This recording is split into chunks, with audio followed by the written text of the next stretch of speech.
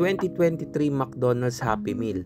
Ito yung nakuha natin ngayon. Kung napanood nyo yung video natin sa GoFest 2025 sa Quezon City, alam nyo na kung sinong nagbigay sa atin ito. Thank you nga pala ulit at shoutout sa iyo Sir Jason Dimapilis of Team Pokemon Go Cavite City.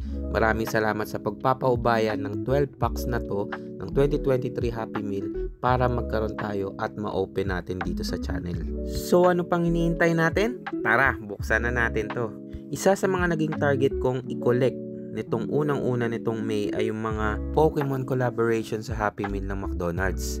At kung mapapanood nyo yung video natin ng upload ko ng mga 2024 McDonald's Happy Meal, na kompleto natin yung set na yon.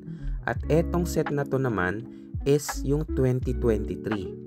Nung naubos na yung 2024 na McDo Happy Meal, eto na yung binigay ng ibang McDo branches dito sa Pilipinas. Kaya nagka-interest din tayong kolektahin to. Pero sa kasamaang palad, hindi natin nakompleto kasi konti na nga lang yung stocks. Mabuti at binigyan tayo ni Sir Jason kaya magkakaroon tayo ng chance na makumpleto tong set na to. Bali Generation 9 ng Pokemon series itong mga bida sa 2023 McDo Happy Meal na to. Andiyan na sila Sprigatito, Fuecoco at si Quaxly. At itong specific set na to ay binubuo din ng 15 cards. At 6 dito sa set na to ay mga holographic cards kaya sana makuha natin sila lahat. Kaya ano pang hinihintay natin? Tara, buksan na natin to. First pull natin si holographic Sprigatito yung nakuha natin. So maganda-ganda kasi medyo rare to si Sprigatito sa set na to. Pangalawang pull Sprigatito na naman. Okay lang yan basta nabubuo natin yung set. Maganda yan. Sino pa kaya? Uy, andito na si Fuecoco. Na-pull na natin siya. Iayos lang natin at isalansan yung mga cards na meron na tayo. Nakuha na din natin si holographic Loaf. At unti-unti na nating nabubuo yung set tapos biglang nagpakita si Pikachu. Wow, ang ganda ng holo ni Pikachu dito.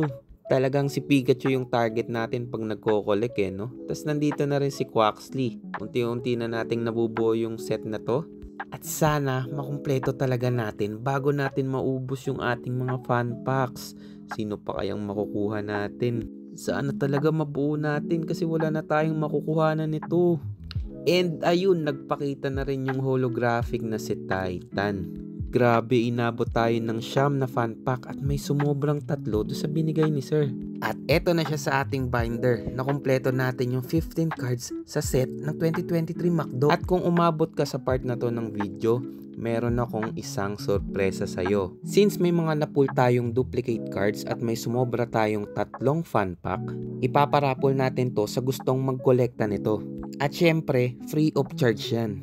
Just comment mine, mag-follow sa page, i-like o i-heart itong video na to, o i-share at i-repost.